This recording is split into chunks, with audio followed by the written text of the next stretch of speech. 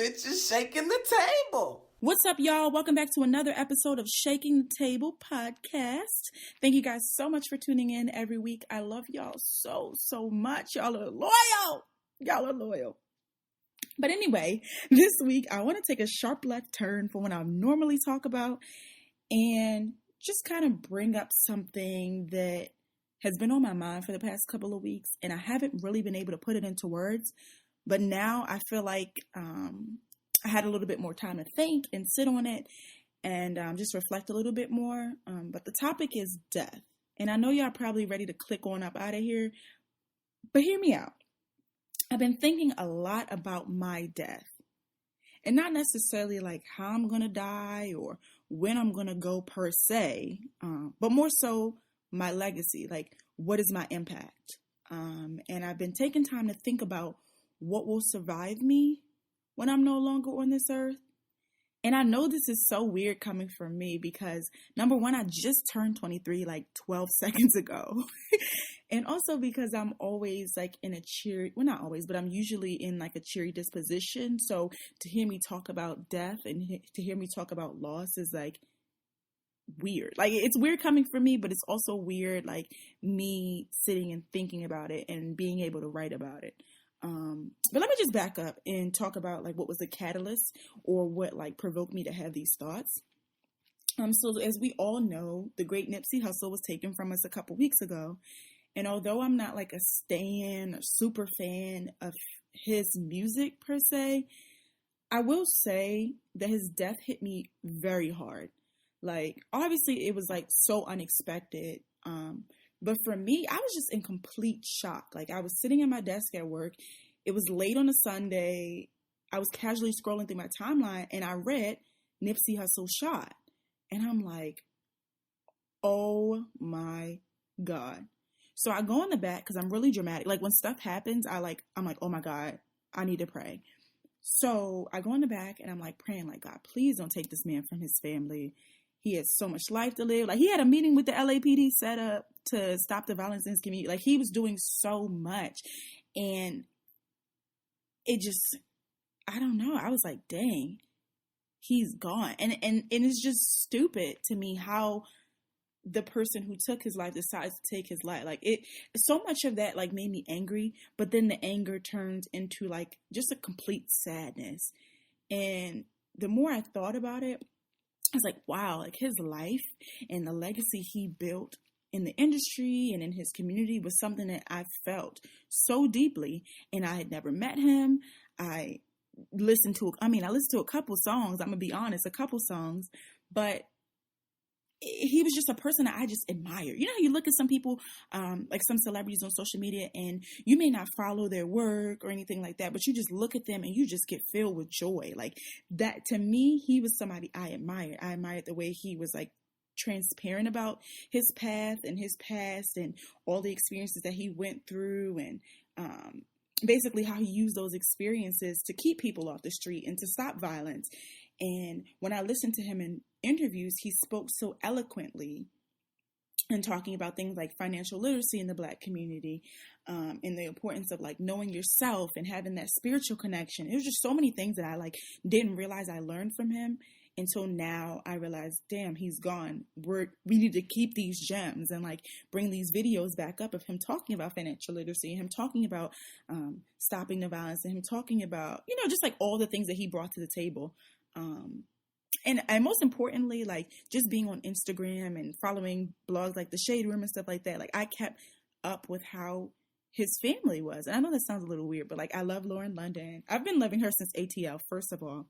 But I love him. I love, you know, the way their family is and how they just bring me so much joy. And I can't describe it.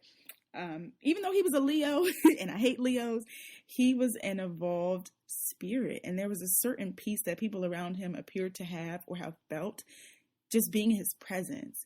And like, I started to think to myself, like, wow, his impact is enormous.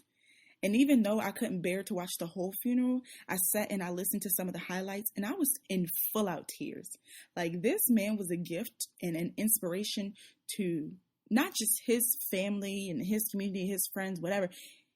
he probably didn't even realize like the scope of his impact. He probably didn't realize that there are people across the country and probably even the world that loved him, and, were inspired by him.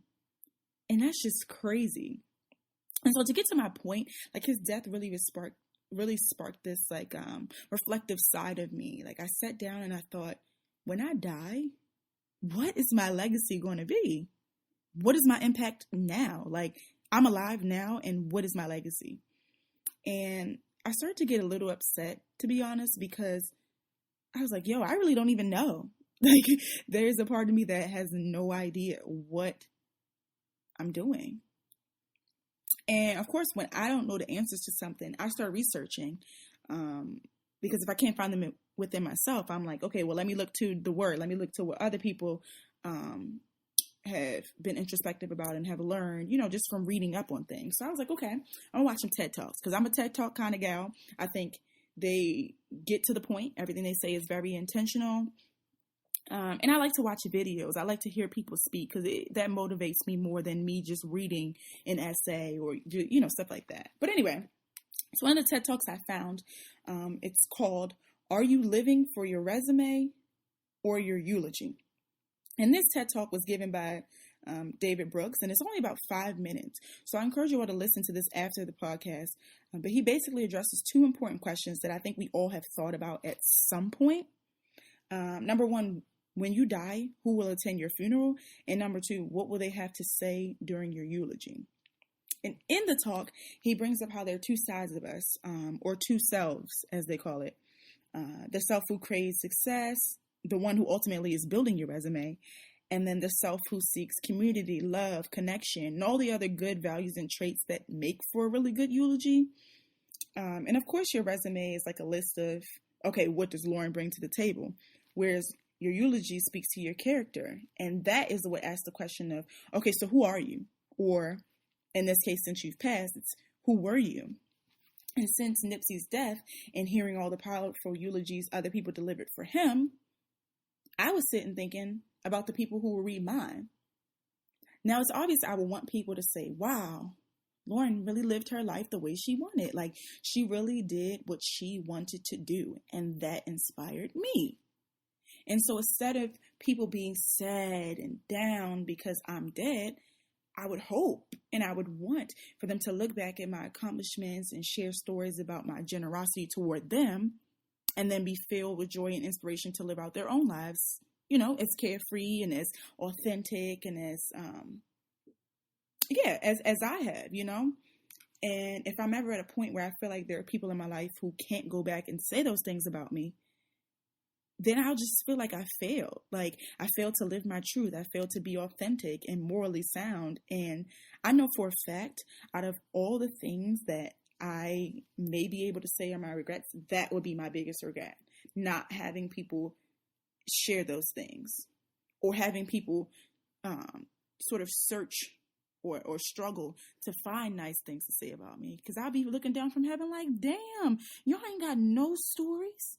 I ain't make y'all laugh once. I ain't give y'all $5 once. I ain't call you an Uber and I ain't ask you to cash at me once. God, it's a tough crowd. But when you're living for that resume, you're not thinking about your eulogy. Like, you're not navigating your life in a way that showcases the best characteristics of yourself and who you truly are. Because think about it, the resume is just a piece of paper. It doesn't speak to your personality.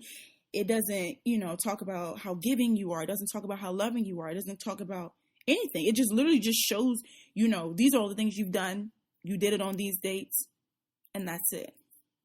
It has nothing to do with your character. And the more you think about your eulogy and your impact, and the more we live our lives in a way that's authentic and more meaningful than that single piece of paper, there's not one bad thing that people could say about us, right? Because you would ultimately get that beautiful eulogy that you want and that you feel like you deserve. If you're living your life in a way that's authentic and meaningful, what can people say? And even if they have anything bad to say about you, it won't even matter. Number one, because you're dead. And number two, you lived a life that you deserve to live. Period.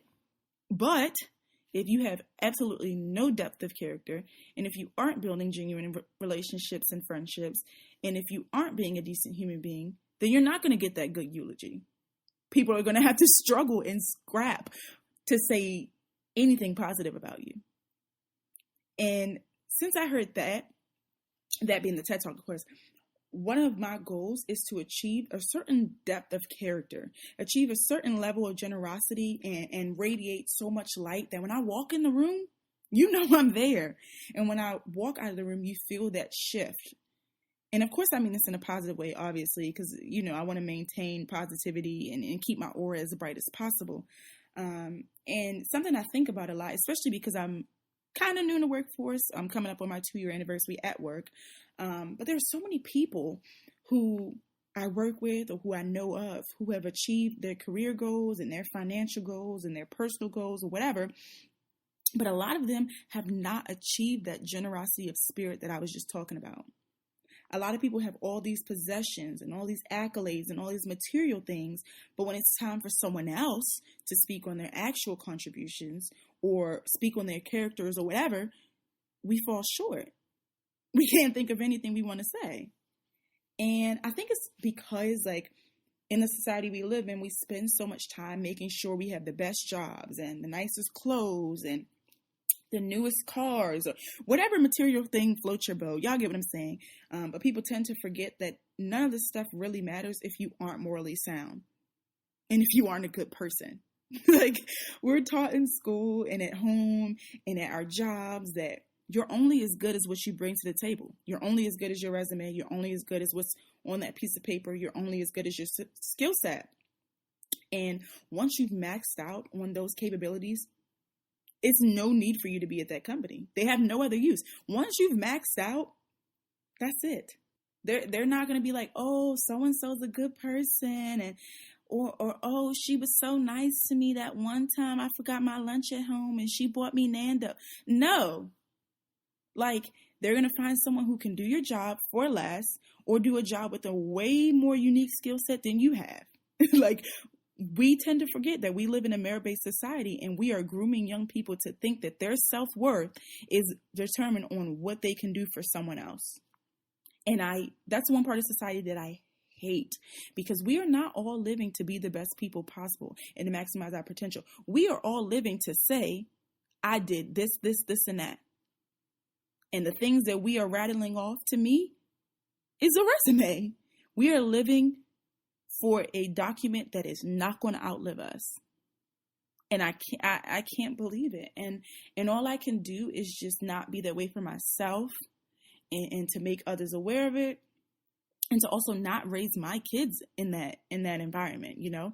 Just because society is one way doesn't mean that you guys have to feel like, oh, if you don't have these certain skills or if you're not better at your job than this person, then you're not worthy of praise, because you are. And it just bothers me that life is now becoming more resume based, resume focused.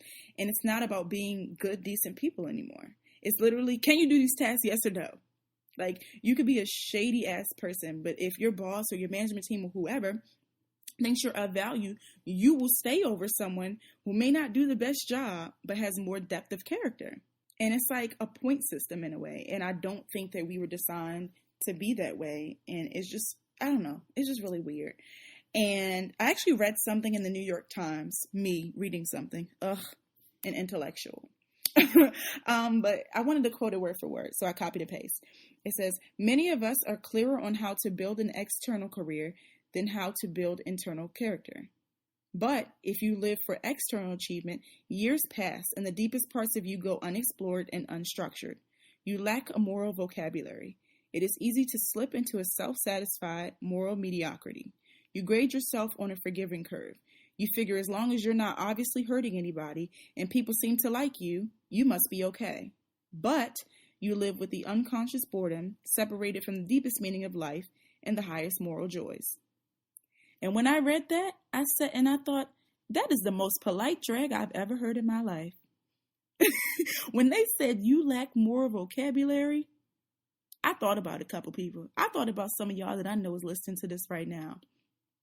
Because there's a saying, I'm always quoting something because I feel like other people are more eloquent than I am.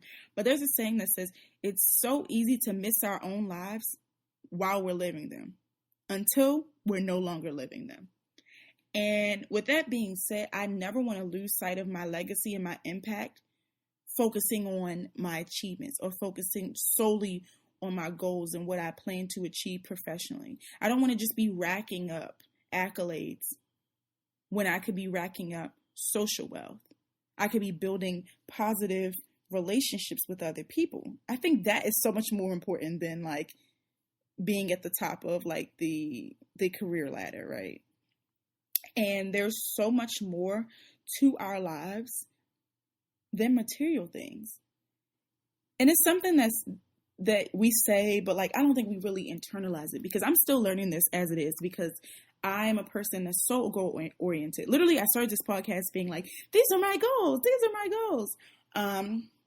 But I always try, when I do these goals, I always try to include something that, or a couple things that are more like character development based.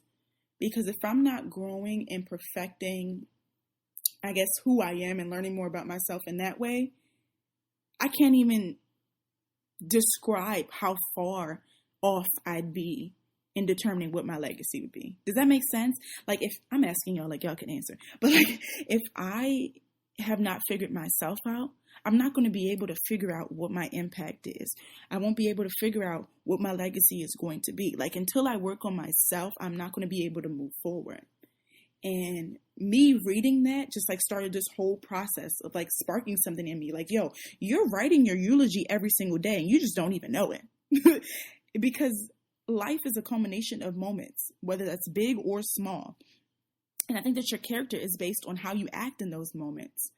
Like, are you present in them? Are you showing up as your true and honest self? Are you letting other people in? Are you maintaining positivity in those moments? And a bunch of other things. But the more I think about it, being impactful is not about these grand gestures. And speaking of grand gestures, here's an example. You don't need to go and donate millions of dollars to freaking rebuild Notre Dame. Like, you don't need to feed an entire village of people. It's the small, genuine moments that you have with people. It's those small, authentic, thoughtful, intentional interactions you have. It's about seeking to be good and to do as much good as possible. And there are some people who actually sit and think about their impact on the world. But then there's some people who get so swept up in the bustle and hustle of living in our society that it's so easy to forget to be nice or to do good for someone else or to help someone else and not think too deeply about what your impact is.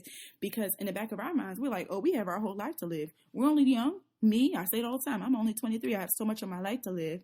But thinking back about Nipsey Hussle, I'm like, he was 33. How much of my life do I actually have to live? I could walk outside and get shot tomorrow. You know what I'm saying? So the more I think about how many young people are dying, I just start to think about like the list of regrets that I have. And I don't know about y'all, but I don't want to be looking down from heaven eating a chicken box, pondering over all the list of regrets I have. Like, I don't want to do it. I want to be rich financially, and I want to be rich in spirit. And as I said before, I want to have that monetary wealth, but I also want to have that social wealth at the exact same time. Like, those are my goals. And y'all get the point here, but like, I want to live for that eulogy. And the way that I think I can do that is by examining myself. And I say this every freaking episode, being introspective, like knowing myself inside and out, and being conscious of the version of myself that I'm presenting to other people. And then lastly, just being kind and being thoughtful, even on the days that I am low and I'm not really feeling life, like just remembering to be generous to others, because you have no idea what people are going through.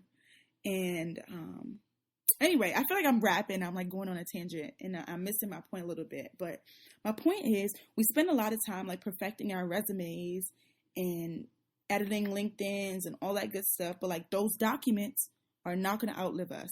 Our legacy does. And nobody's going to care what your LinkedIn said. They want to hear about your influence at your funeral. They want to hear about the times that you stood up for somebody, the times that you helped somebody in need, the time that you gave your all for something, failed, got back up, and persevered.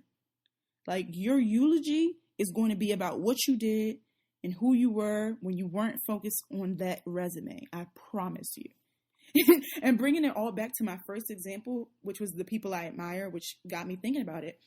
I admire them because they don't give me some like fake highlight reel of their lives.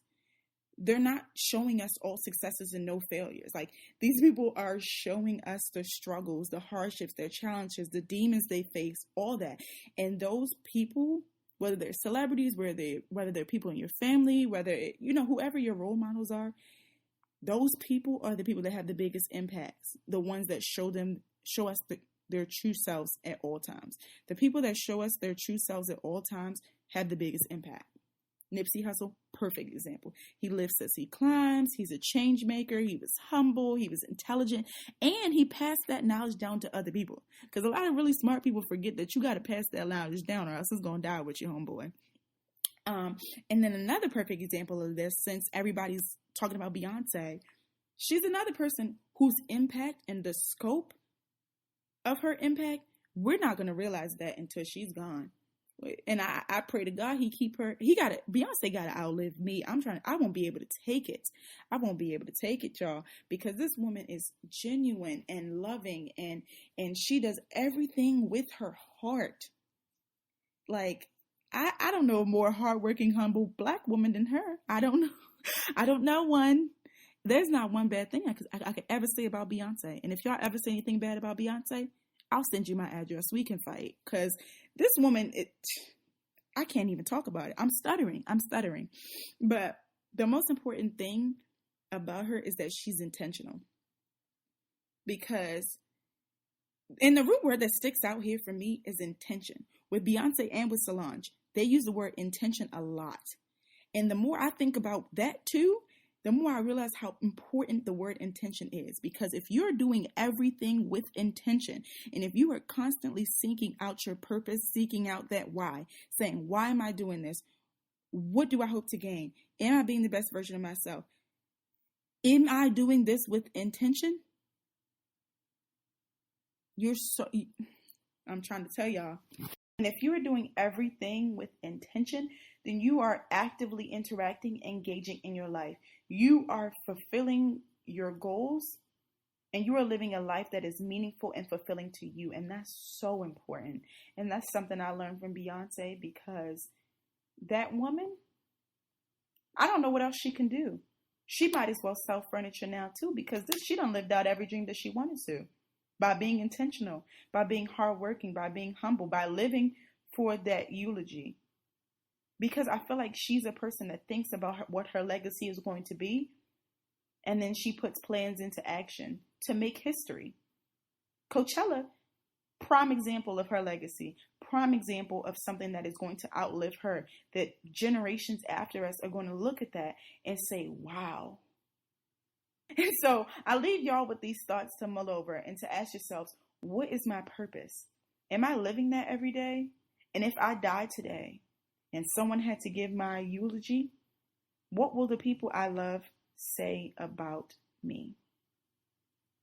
And I would love for you guys to tweet me and Insta DM me your answers, because this is something that I've been thinking about for a while, and I really think that we need to stop and truly think about our legacies and truly live our lives with intention.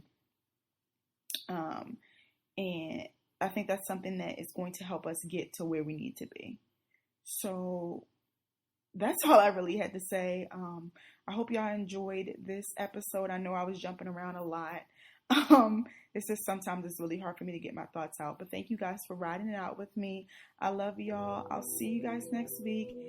If you're Christian, happy Easter. Praise him. He has risen.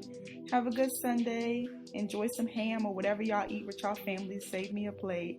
Love you guys. Bye.